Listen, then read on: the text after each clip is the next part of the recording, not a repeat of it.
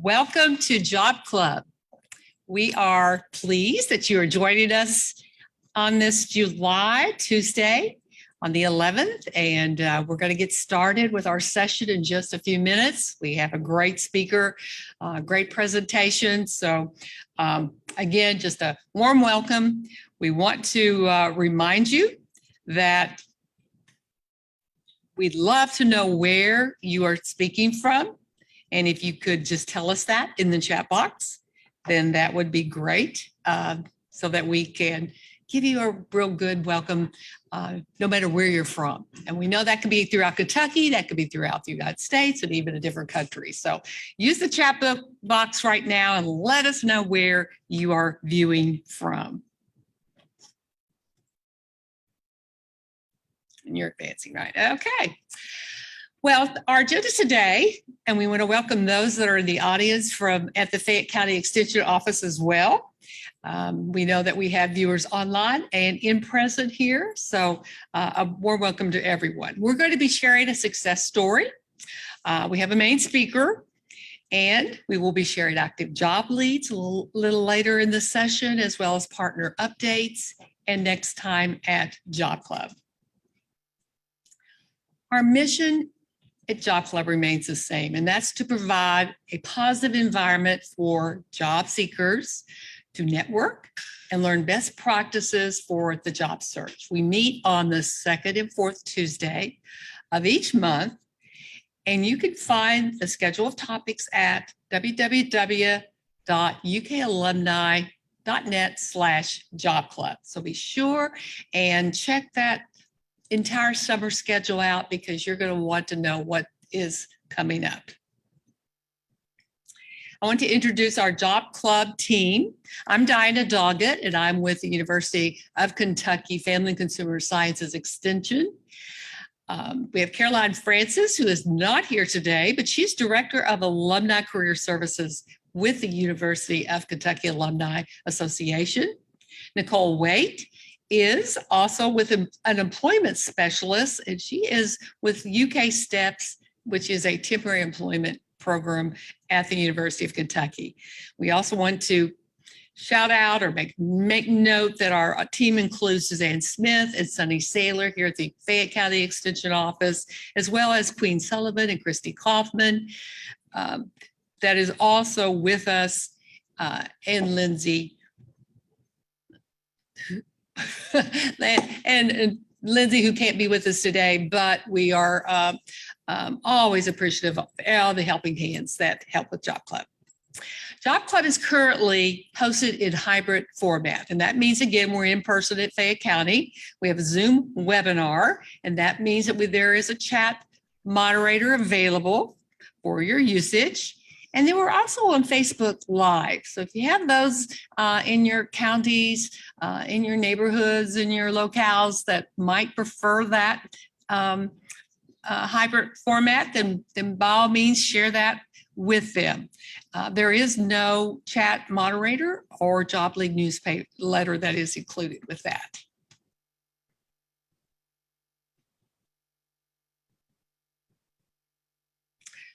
We want to always make note that we have a really valuable free Job Club resource packet online on our website. And it includes a whole array of resources for your job search. So be sure and know that that's there. And throughout your Job Club search, just go to it from time to time, and there will be references there that I think you will find most useful. Again, that's at our website. We also encourage you to join the Central Kentucky Job Club sharing community on LinkedIn. And that is an opportunity for you to stay in touch during the interim of our sessions. And we often post job leads that are going to expire before the next session. We put some additional research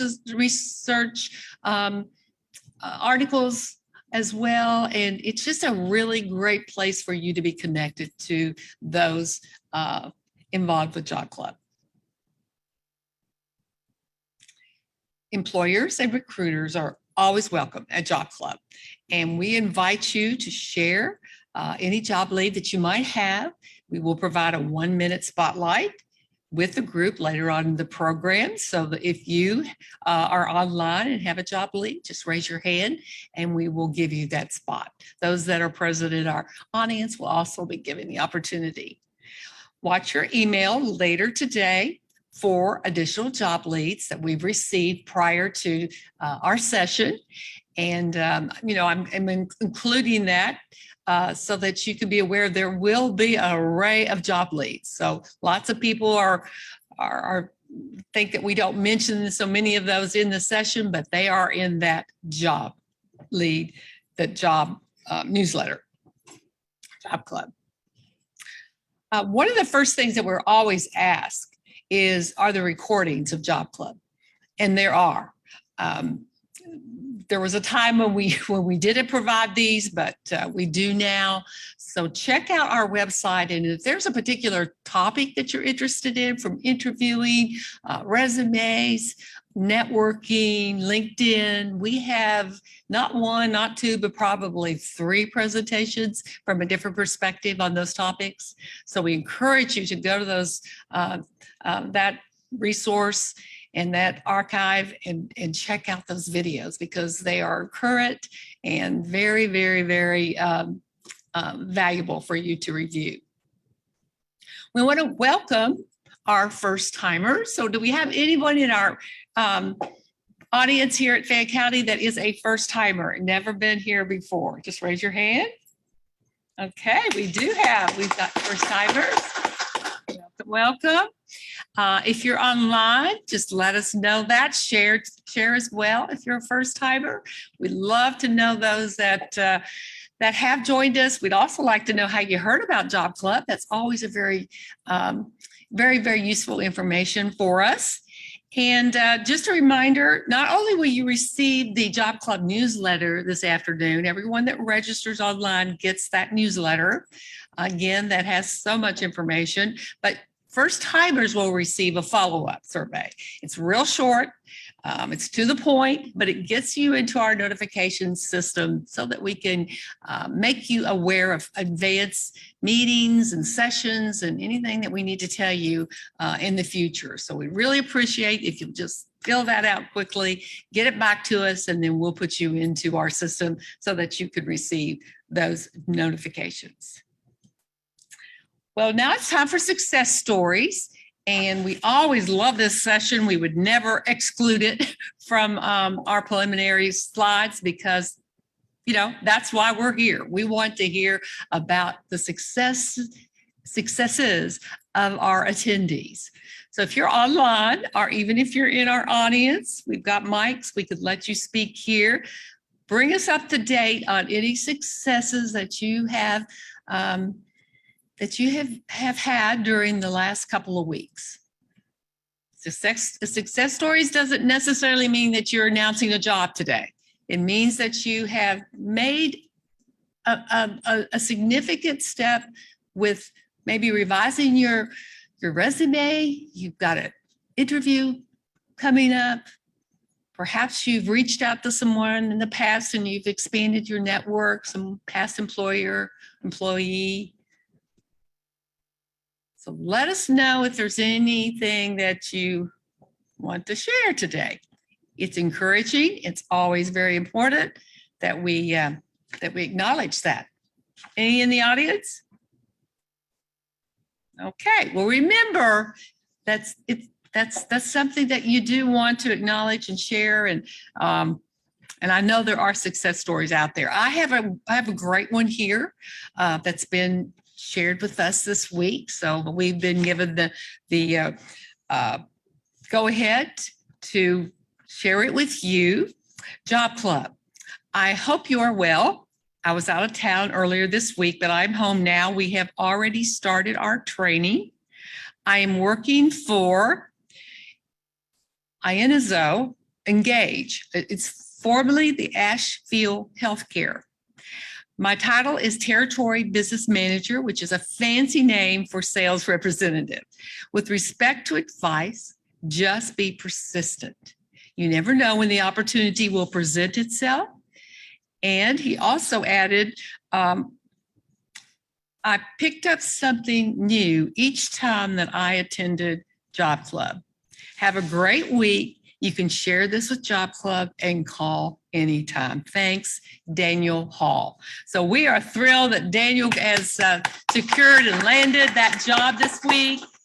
We'll add him to our roll call of jobs, which we have so many, and we are just rejoicing with him this morning. Well, it is my privilege and pleasure to introduce Alan Sisk. He is today's speaker. We are just so grateful that our speakers are willing to volunteer their time in this at this time and sharing their expertise. So we welcome Alan Sisk. He is the Human Resource Director for the Lexington Housing Authority. So Alan, welcome. We're going to know you're going to share a little bit about your background with us. So let's give Alan a warm welcome.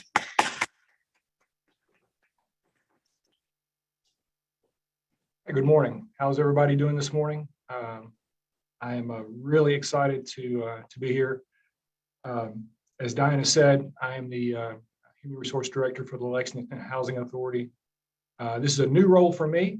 I started my career at the Housing Authority, 36 years ago, and had the opportunity to return as the HR Director. So very excited about that, and really excited today to talk to you guys and share a little bit about job search strategies from an HR perspective. So I'm hoping that you'll hear some information today that's beneficial and that you can utilize kind of going forward.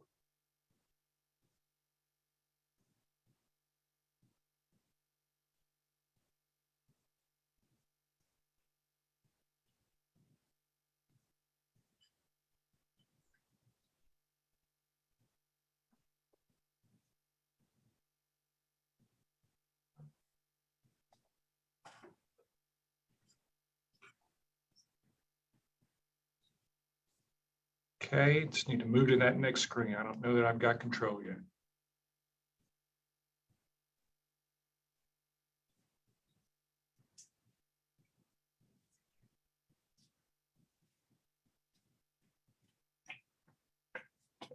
We have given you control. Go to that left and just sort of click there and it should appear. There we go. Thank you. So this morning, I don't know that I'm going to tell you things that are just earth-shattering, but I'm going to share some information that I think is applicable, especially in this very, very competitive market we find ourselves in. And as I mentioned, I've been in a human resource professional environment for well over 30 years, and I'm confident in saying that this is the most employee candidate-centric environment I've seen in 30 years. So what does that mean for all of you that are considering opportunities, whether you're new to the marketplace, whether you've been around for a while and you're looking for another opportunity? What that means is that there's more options and opportunities in the market, and it's a very competitive market, probably than there ever has been. And employers are expanding talent pool options to consider opportunities, whether they're growing opportunities within their organization, they're looking for different opportunities for you from a candidate standpoint.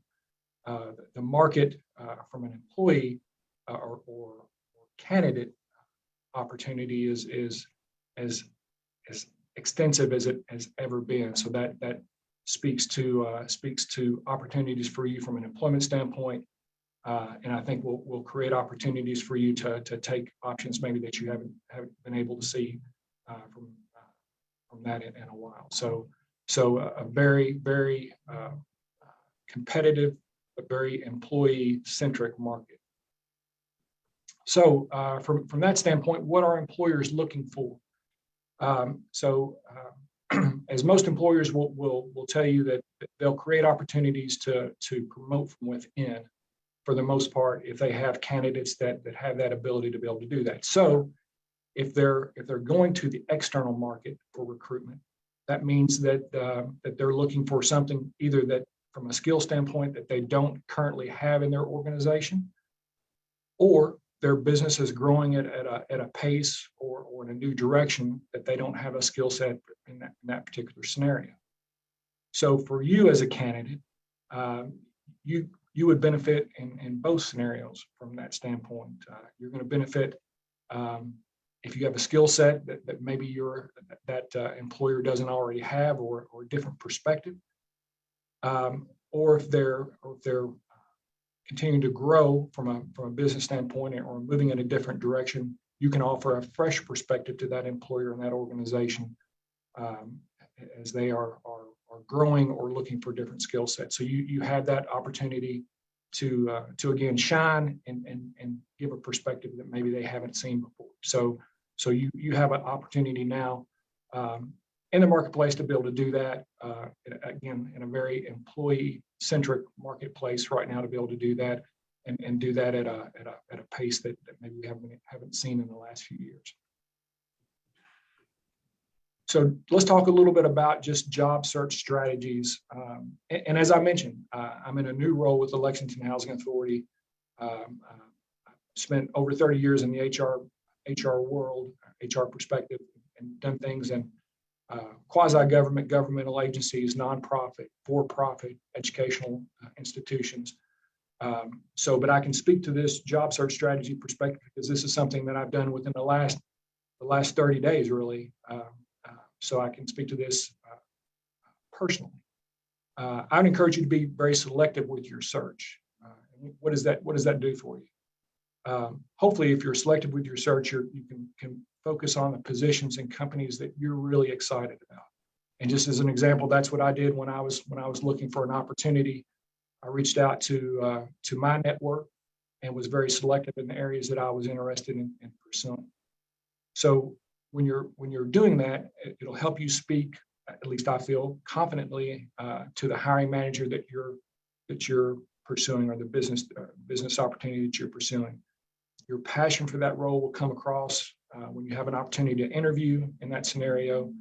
And again, I'm not saying that you can't kind of scatter opportunities for positions as you consider opportunities in the workplace, but that if you can be somewhat selective and focus on some of the areas that you're truly excited about, whether it's a company that you're excited about or a position that you're excited about, that opportunity to be able to do that will just add, again, the folks that you speak to will be able to hear the passion and the excitement that you have as you're entering those opportunities, and that will certainly make a difference when you speak to either a HR professional or a hiring manager about an opportunity. So again, in that job search strategy scenario, in this market, we have to maintain a strong digital presence. Now, for somebody that has been around as long as I have, that was something that was not foreign to me, but something that I didn't always think was a strength of mine.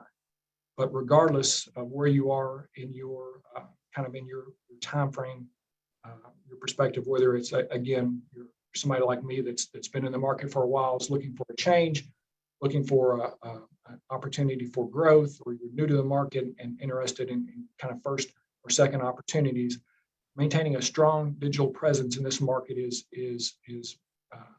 very much needed. So make sure your social media profiles are complete and present your attributes and your experience as well.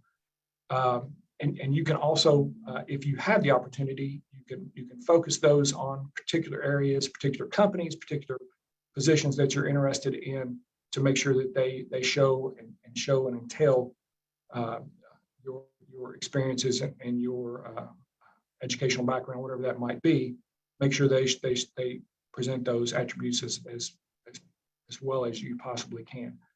And then also tailor your applications, your resume, your social media components, tailor those with specific keywords that hiring managers are looking for. So if it's a particular type of position, make sure that you add those keywords in there. So as search components come through that will match with either the job posting or the job position that you're interested in, will make it easier for that hiring manager or HR recruiter to pick you out of those areas. And then with all that, as I mentioned before, you want to tailor those digital presence specifically to the strengths and experiences that you have for the positions that you're interested in.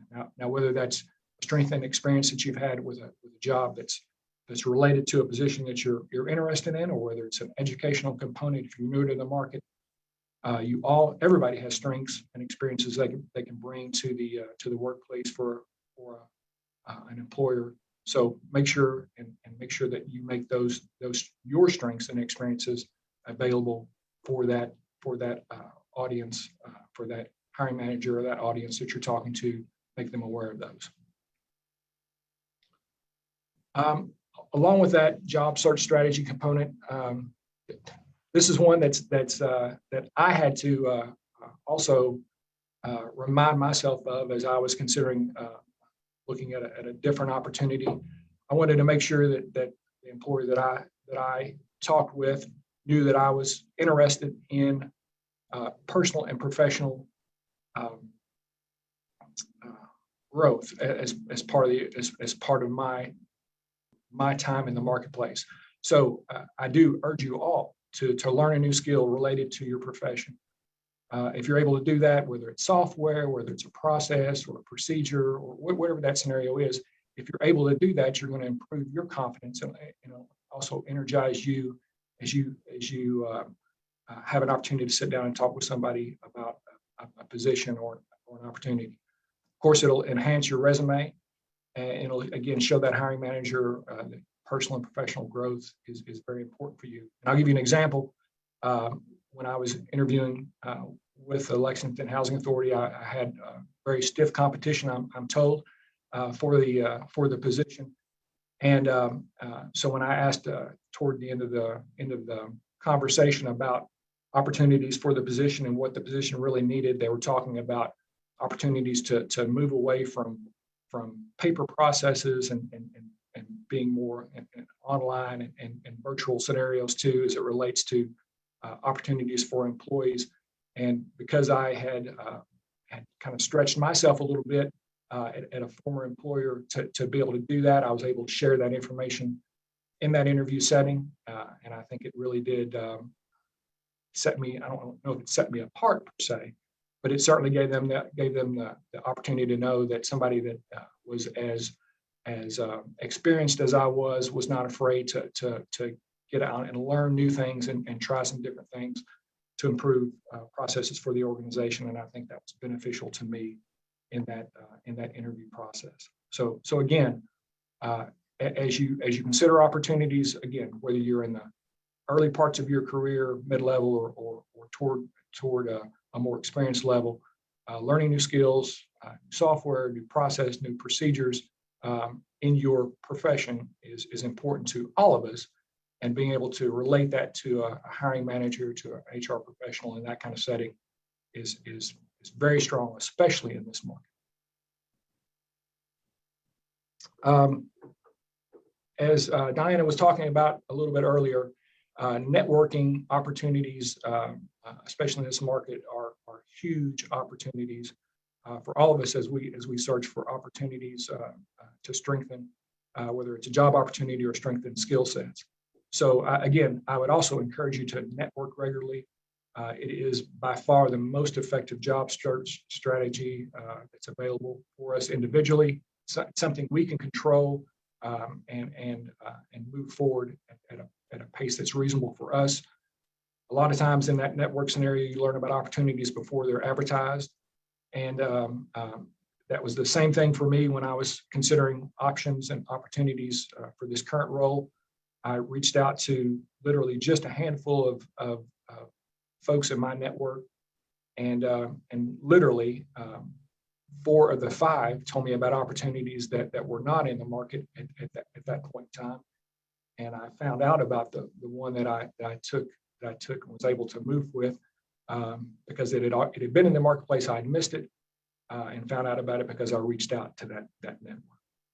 So again, you learn about opportunities that maybe aren't already advertised, and then hopefully within your network you can use your network person as a referral, or maybe even multiple referrals for those opportunities as they come forward. So again, networking, and again, I'll say this for somewhat of an introvert, that is not always the easiest thing to do, but it's certainly something that is worthwhile. If you take the opportunity to do that, I think you'll see some benefit there.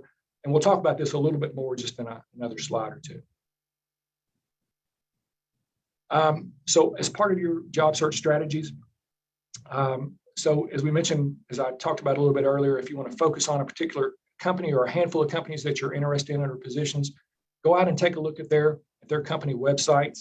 For the companies you're most interested in, visit those websites often. As employers advertise and consider opportunities for openings, they'll normally always put information on their website.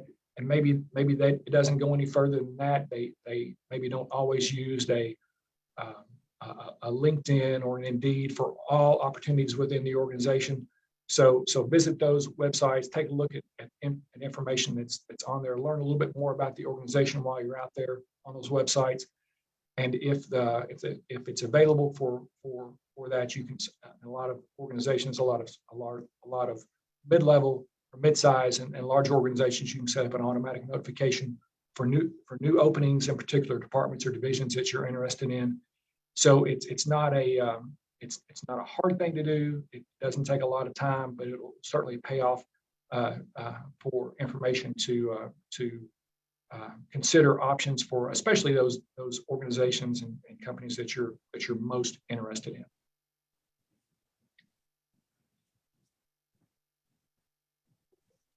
So along with that opportunity for job search strategies, I again encourage you to leverage your current relationships.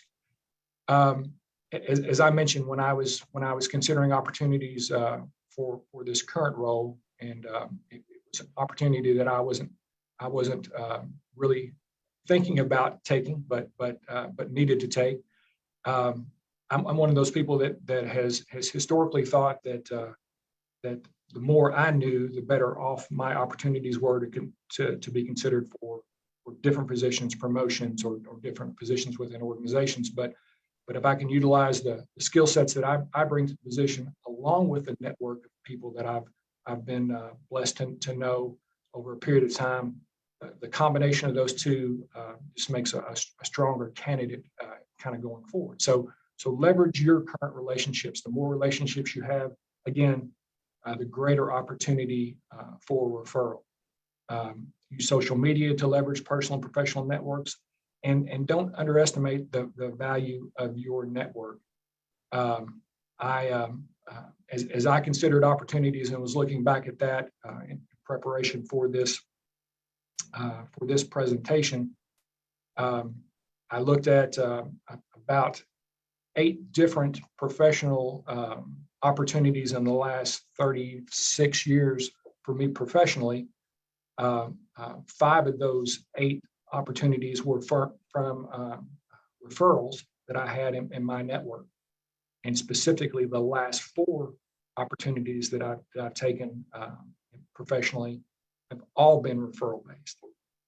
So while there was a period of time that I thought I could conquer the world with my experience and skill set, and I didn't think as much about the network of folks around me, when I combine the network and whatever skill set that I bring to the position, I think that makes me a stronger candidate, and I would estimate that would do the same thing for you.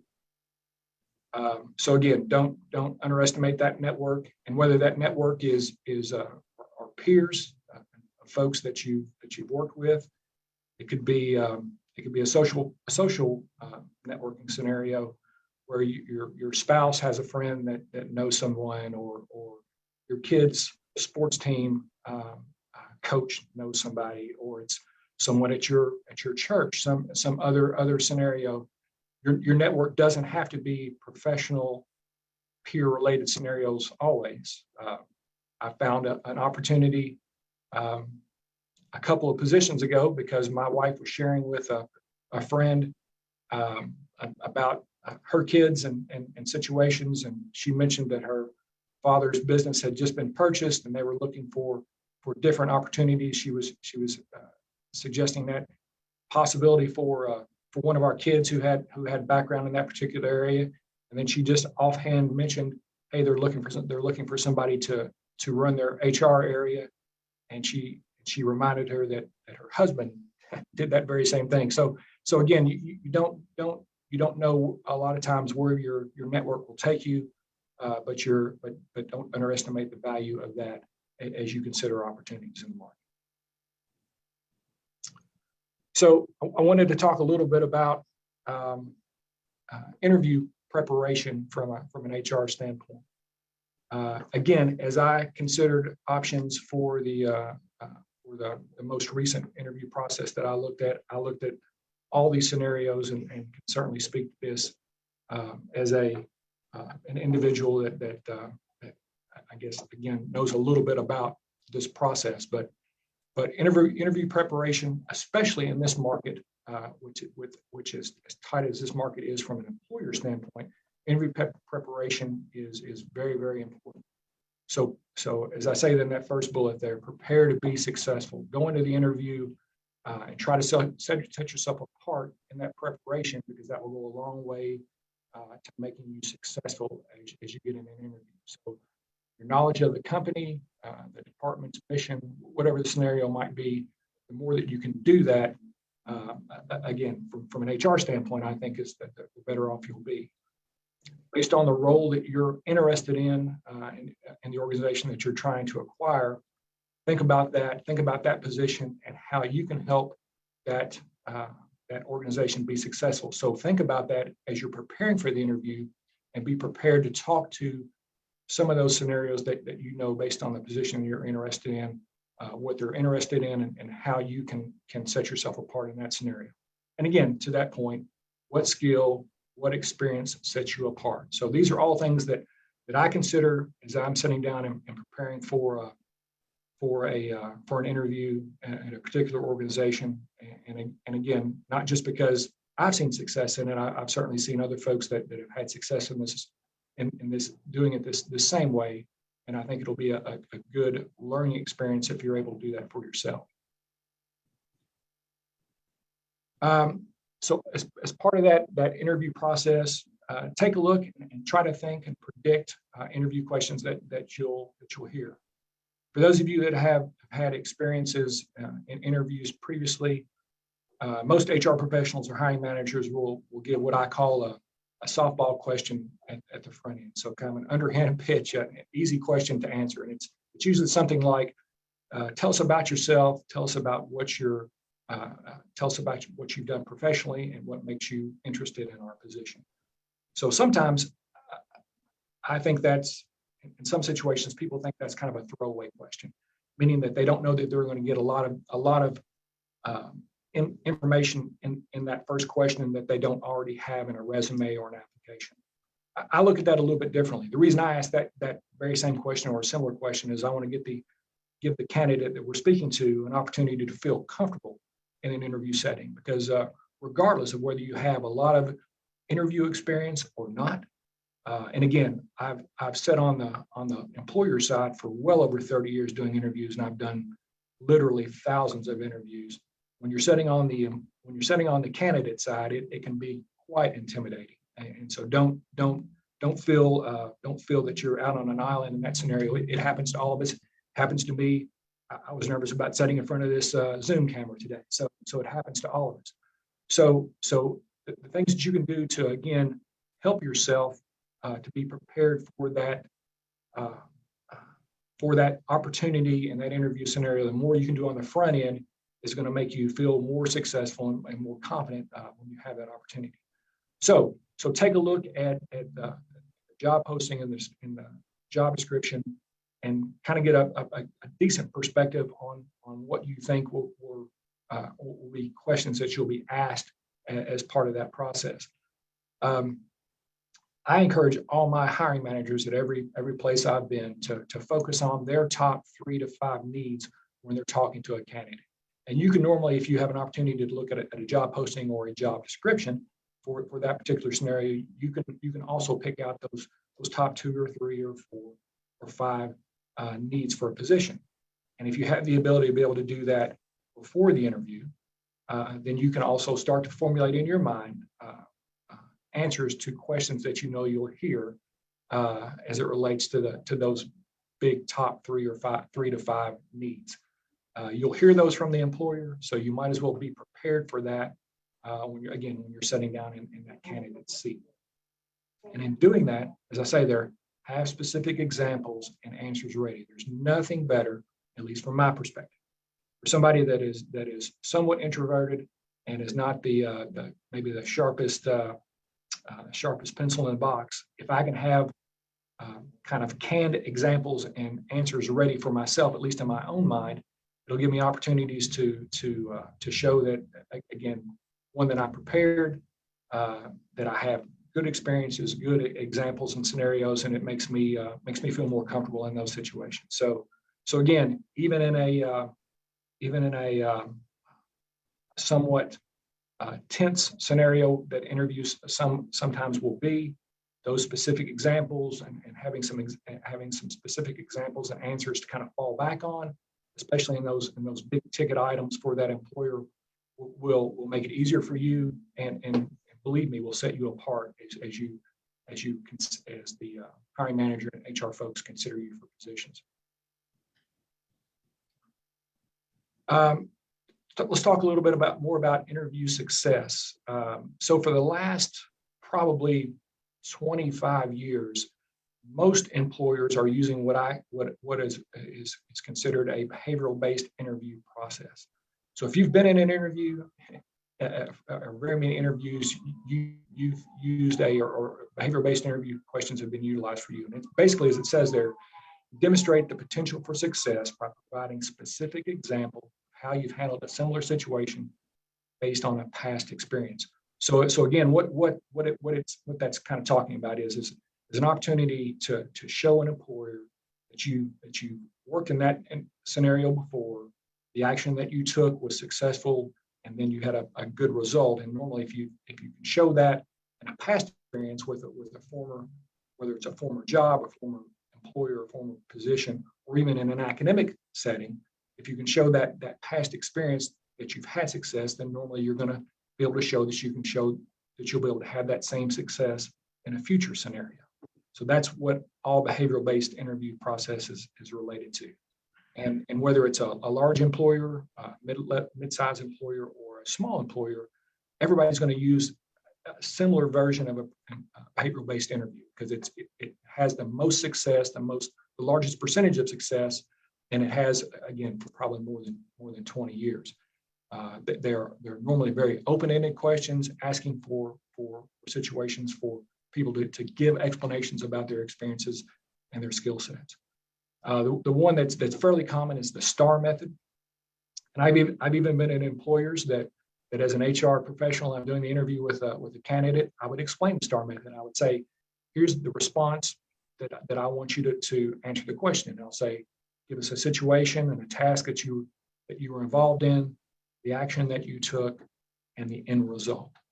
And that's how we recorded at some employers, some larger employers especially, recorded the information, and we rated that employee, or that candidate that we were interviewing, if they gave us a full situation, task, action, and result. If they didn't, they weren't rated as highly as part of that interview process. So even if your interview or the employer that you're speaking to doesn't talk about that, think about that as a process to make sure that you're talking about information fully. You're giving that situation and task that you were involved in, the problem that you were working on, the action that you took as part of that process, and also don't forget about that end result.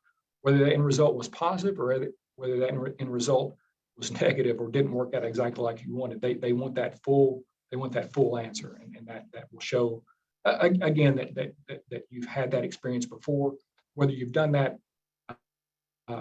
in another employment setting, or whether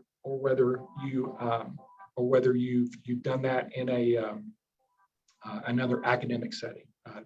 Either one of those scenarios is applicable. so just to kind of tap on here and get toward the end of the presentation, what I would encourage you to do as you uh, uh, work toward the end of that interview process is very simply finish strong. And what I mean by that is whether that interview is 30 minutes, 45, or 2 hours, whatever the scenario is that you want to make sure that you've left, in essence, everything on the field as you've had an opportunity to talk to that employer. So you want to, if you have the opportunity, and I think you will, toward the end of that presentation, summarize your strengths. If you already have an elevator pitch, and what I mean by that is a short 15 second to 30 second maybe pitch about what makes you the best candidate for the role or specific to that position. That's the time to roll that out. But always leave that setting, or leave that opportunity interview setting, and making sure that the hiring manager and the HR folks in the room know how interested you are in the position and what you bring to the table in that scenario. So make sure that they know what makes you the best candidate for the role. And that's actually one of my very favorite questions to ask toward the end of an interview is what makes you the best candidate for the position, and what sets you apart, is what I ask candidates. And the very reason I ask that is because I want them to focus on their strengths and pull that kind of together and put a little bow on that for myself, the hiring manager, or if we're doing a panel interview, the folks in the room listening to that, because I want them to be able to articulate what they really think, what that candidate really thinks their strengths are, and how it relates to the position that they're applying for. So don't miss the opportunity, as I say there, to tell them why you want the job, and then what you can do and how you'll excel in that position.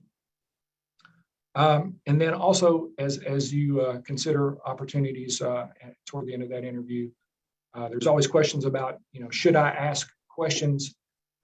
Should I have questions available, or should I ask questions as a candidate to that panel? Again, I'm an old school guy, and I think you should always walk into an interview with at least 2 or 3 questions ready to go to ask about, because it does a couple of things. At least from my perspective, from an HR perspective, it shows that the candidate is truly interested and excited about the opportunity. They've done some research on their own, and they want to be considered for opportunities in this organization, in this company, and they're truly really very interested, and they're coming to learn and be excited about the opportunity. So just like I said, in my most recent interview, I peppered the panel that I was talking with a couple of really hard questions, I thought, because I knew I'd done my study about the organization, and I knew where there were some limitations and limitations in the role that I was applying for, and just based on the market, because everybody's kind of having some of the same issues. And so when they did ask about it and talk about it in the interview, I knew I had good responses for those scenarios, so I brought them up at the interview, and I think I scored a couple of points by doing that with the panel. So again, have at least one question tailored to your position, and then combine that with a strength of yours to show that, again, that's another opportunity to set yourself apart in that interview process. So again, I've rambled on here long enough, I assume. Let me know what questions you have, if there's anything that didn't make sense or that I might be able to help you. Alan, there's a question online. Could you offer some advice to job seekers who have been out of the job market for a while and who are over 55? So that's a great question, because at least a part of that hits me. I'm certainly in that over 55 scenario. If I guess the one that probably probably most specific to that scenario and in that situation is new skill sets. There will be some employers, and I won't say that they'll have age bias, but the potential for that occurs in the marketplace, and I would like to think that doesn't happen a lot, but I know in some situations it does. One thing that this market has driven and allowed to happen is that because there is a shrinking number of employees to consider for opportunities, is sometimes broaden the opportunities for folks to stay in the marketplace and the job setting a little bit longer. So because of that opportunity, when I mentioned learning a new skill and learning maybe multiple skills, if you've been out in the marketplace for a while, go into those opportunities, learn as much as you can, work with some softwares, maybe software that you had not utilized before, tighten up and sharpen up on social media components and things that particular position maybe utilizes that maybe you didn't utilize the last time you were in the market, and show that you again are interested in personal and professional growth in the organization. And I think that speaks volumes, especially if you're a little bit older in the marketplace. That speaks volumes that maybe you can't match somebody that grew up with a laptop or an iPad in their hand, but that you're certainly making attempts to increase the knowledge in that skill set at any age. So I guess that's one that I think is applicable to everyone, but especially if you're a little bit older in the market. The next question is, any advice on entering the professional job market for the first time, graduating college next year and still have no idea where to begin my job search? So that's a great question, actually. And I'll go back to, it seems like 100 years ago when I was in that same scenario. The market at that point in time was a little soft, and at least for the business area that I was interested in, hopefully moving toward an HR scenario. But what I did was I interviewed and pushed to interview and got good at interviewing. At least at that point in time, I thought I was pretty good at it. But so I interviewed in some situations that were positions that I wasn't really as interested in at that point in time. But I wanted to get the experience to be able to do that. Again, I mentioned I'm an introvert, and that has been with me for my entire life. So I had to push myself to go out and work in those kinds of areas to try to improve my skill sets. So I would say if you have the opportunity, interview, get in front of folks, talk about things that maybe aren't maybe just easy for you to be able to do. Get some interviewing skills. Find out about. Talk to people that talk to people that you know, whether they're mentors, maybe they're family friends, maybe they're professors, maybe they're teachers from high school, whatever the scenario might be. What they liked, and things that they've been interested in, and talk to, get some ideas about opportunities they've had. They maybe give you some opportunities or give you some ideas of things that you might also be interested in. But step out, do some things that you haven't done previously, so that when you get opportunities to interview for positions that, again, with companies that you're really excited about, or positions that you're really excited about, that you'll be prepared or better prepared to take that opportunity kind of by the hands and move forward with it.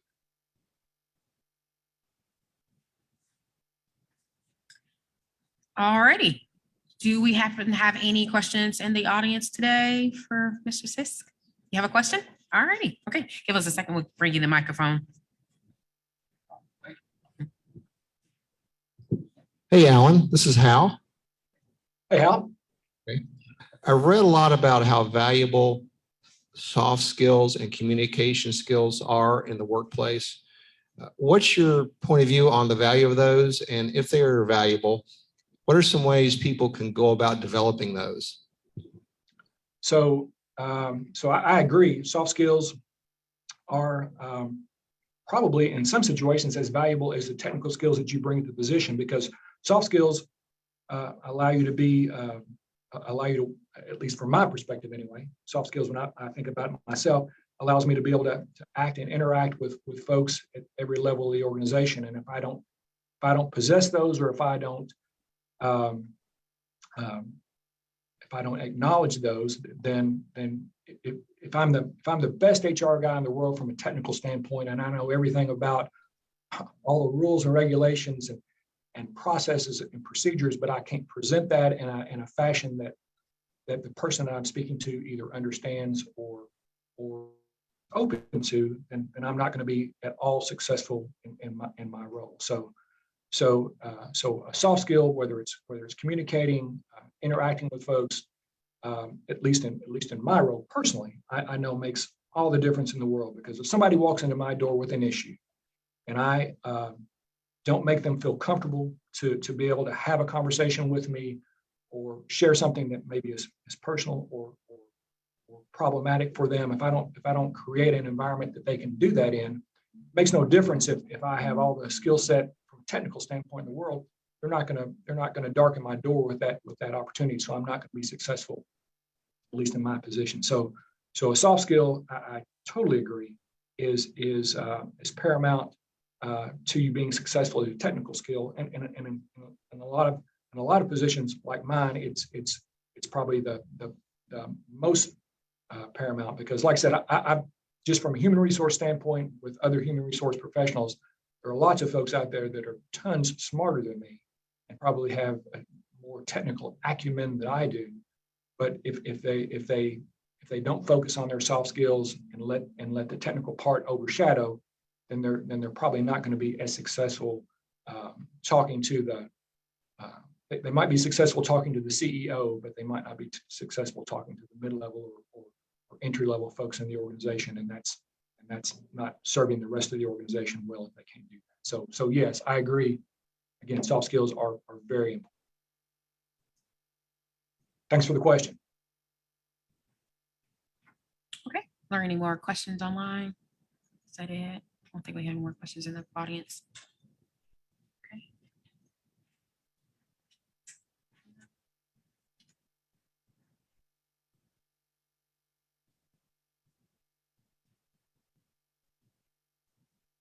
All right, give us 1 second here, Alan. We're just making sure we don't have any more questions online. Sure. We move on here. Okay, we have one I more see for another you. question. It says, what happens if you don't have experience in the area that you are interviewing for? Is it okay to say that you don't know?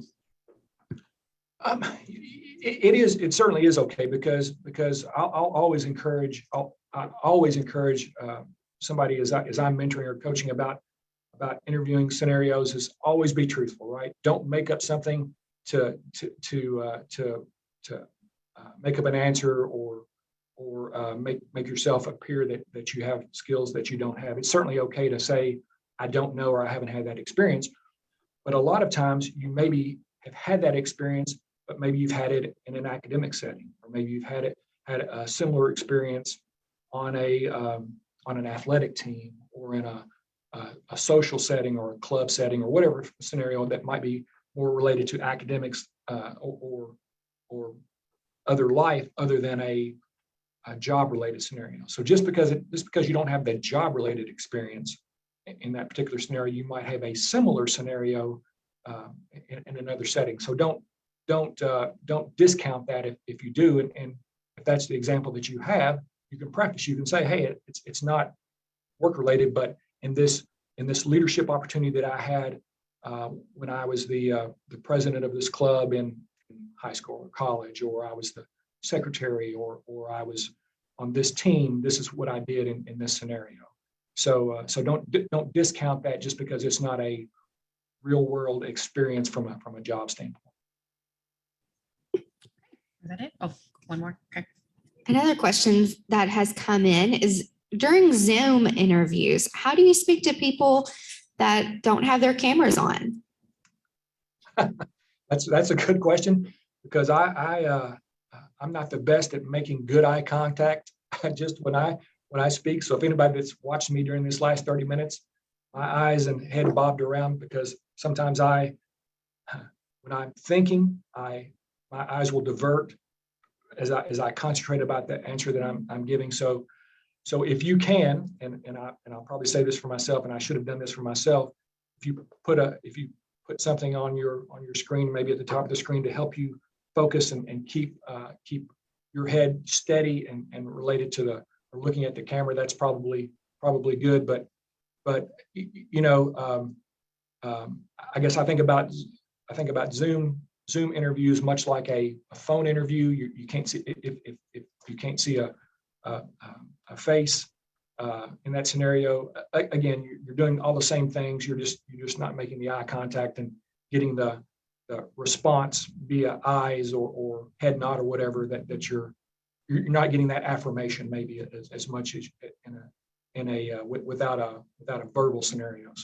So don't wait for that scenario. And maybe the other scenario is that when you finish your response, just quit talking, as opposed to sometimes I'll ramble, and rambling probably isn't always the best way. And sometimes that happens a little bit. If you're not in a face-to-face scenario, you tend to want to ramble if you're talking. And sometimes I will ramble, and so I have to kind of watch myself on that too. So that maybe is a tip for you in that scenario. Alan, I'm going to try to talk quick because my microphone is going dead. Last question. Do you have any guidance on how to identify a skill, if there's like a specific skill or value that somebody can highlight to stand out? Okay, so any highlights or information on how someone could stand out if they have a particular skill? Was that the question? Perspective. Okay, if they have a particular skill, perspective, or value. How to stand out. So again, if it's from my perspective, if you can tailor the skill or the experience that you have and relate that to the position that you're interested in, that's a perfect marriage. If that's maybe that's not the best term, but that's how I see that. If you can tailor the experience or the skill that you excel at, and marry that to the position that you're interested in, and like I said, it might just be a small component of that, but highlight that because like I said, most employers are generally looking at if they have an opportunity to consider a candidate, they're looking to see, as I mentioned, that top 3 to 5 scenario, 3 to 5 areas of focus that they're looking at the position. If they can get 1 or 2 of those components, and then they can train somebody to meet the other 3, then that's still a very, very successful interview process. So if you can, again, if you can tailor your experience and skill sets that you do at a very high level, and tailor and marry those 1 or 2 components of that position, that's a great fit from a hiring manager standpoint as well as an HR standpoint. Okay, well, thank you again, Alan, for this wonderful presentation. Thank you again, everyone, for all the questions that you've had today online. There's a lot of questions online. Really, really great presentation. I definitely understand being an introverted HR professional. Yeah, there's a couple of us, right? Yeah, I'm telling you. Thank you again, Alan. And once again, if you guys have any other questions that you think of later on, feel free to reach out to one of us. We could definitely get those questions out to Alan. And so we're going to go ahead and move forward to the closing portion of Job Club. And so we're going to talk about who's hiring. So if there are any employers here in the audience or online who would like to share any active job leads, please make your way, of course, to the podium, or you can email the job leads by 12 p.m. today at ukalumnicareer@uky.edu, and we'll include them in our post-meeting job lead list. So I don't want to move too fast. Is there anyone online? Does it look like? And once again, if you don't have those ready now, feel free to email the job leads to us. Okay, so let's see here. Okay, looks like we have something there. Integrated Security Solutions is actively hiring, spotlighting these 2 career positions. Okay, great. Thank you, Brandon. We'll definitely have those highlighted in our newsletter today that'll go out to all attendees and past attendees of Job Club. It's Okay, let's see here. Let's see. Didn't even ask. Yep, okay, he did. Yep. Okay, Brandon King did raise his hand, so, alrighty. Okay, Brandon, if you would like to say anything, you have the platform now.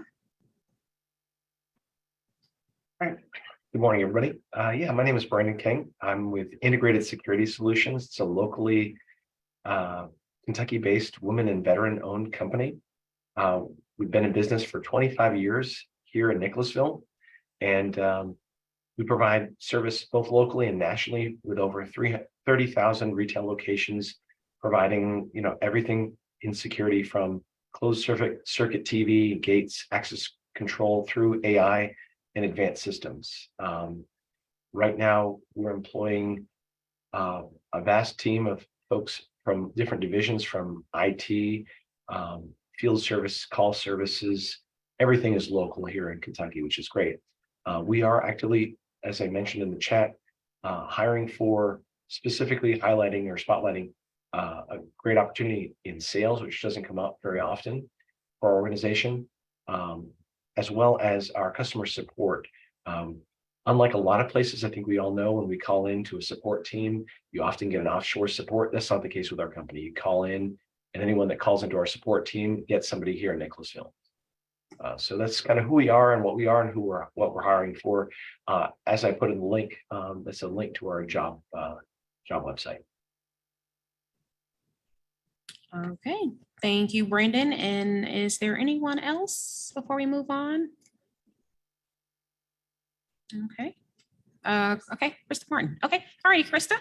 We'll let you know when you're ready here. All righty, Krista. Feel free to go ahead and share about your job leads. Awesome. Can you hear me? Yeah, yep, we can hear you. Perfect. Awesome. So I'm Krista Martin. I'm with Direct Employers Association. We're currently looking for a remote sales engineer. We're based out of Indianapolis. So I'll get that link over to you. They'll work heavily with the product development team and our members and front-facing folks. So kind of the in-between the back end and the front end of member services with the association. And also just a shout out for Conduit, who's one of our members, is currently hiring 23 positions in Lexington, from mailroom sorters to healthcare claim processors, letter handlers, drivers, different things they have going on there. We also host the Kentucky State Job Bank for Kentucky Career Centers and the Kentucky Career Portal. So I'll put links for that, and the U.S. National Labor Exchange for folks that are looking for jobs, internships, apprenticeships, career events, and other things. And anybody else looking for remote work. All righty. Thank you, Krista. Definitely highly sought after remote job. So thank you for sharing that information with us. Alrighty, and we'll go ahead and move forward with the closing job club facilitators. Okay, so let's talk about a little bit about our Fayette County Corporate Extension Office, and that is where Job Club is being held at in person. And of course, our extension offices are located in all 120 counties across Kentucky. And of course, we have 4-H development, family and consumer sciences, horticulture, and we also have an evening of Kentucky Proud. And so where different people come out and learn about and share information about how to become Kentucky Proud and items that are Kentucky Proud. So, and that's just to name a few. So feel free to go online and research about our corporate extension offices. All righty, and human resources, we have Steps Temporary Employment, and that's exactly where I work at. My name is Nicole Waite, and I am an employment specialist there. And I'm not going to take up too much time today. We actually have 3 jobs that we're going to highlight. All 3 jobs are office clerical. We have a weekend patient registration assistant. staff support, and staff admin position. And as I mentioned, those are just 3 highlighted positions. Those are not limited to the various and many positions that we have posted right now in STEP. So feel free to, I believe Diane has put the link in the chat also for everyone who is attending online, but feel free to visit our website at www.uky.edu, and you click on employment, click temporary employment, and you can view all the different jobs there. Alrighty, UK Alumni Career Services, Diana Doggett, who is not here. Sorry, Diana's here with us today. Carolyn Francis, who is not here with us today. Feel free to reach out to Caroline, UK Alumni Career Services, to have any, we'll also say to receive any help with resume writing, interviewing tips. In addition to what we've learned today, this is a great resource to get some of that one-on-one. Queen Sullivan, I believe, also helps, but to get some of that one-on-one preparation for your interview and job search strategies. All righty, so next time at Job Club, July 25th, how to write a job-winning resume. This was always, just mentioned Queen, okay. So this is always a great presentation. Queen is full of knowledge. You will not be disappointed. So please take out time to register for the next Job Club. She is a career counselor here with the Alumni Career Services. And as I mentioned, she's even helped us with many employees with, well, I shouldn't say employees, sorry, many applicants with career, I shouldn't say career development, career pitches, elevator pitches. There he goes. So Queen, like I said, will not disappoint. Feel free to go ahead and get registered at www.ukalumni.net/job club, or of course, scan the code there. So it is time for to network. For those of you who are here in person, and for everyone who is online, we welcome you in person. And once again, if you cannot meet here in person, feel free to register for the next one and meet us again at Job Club.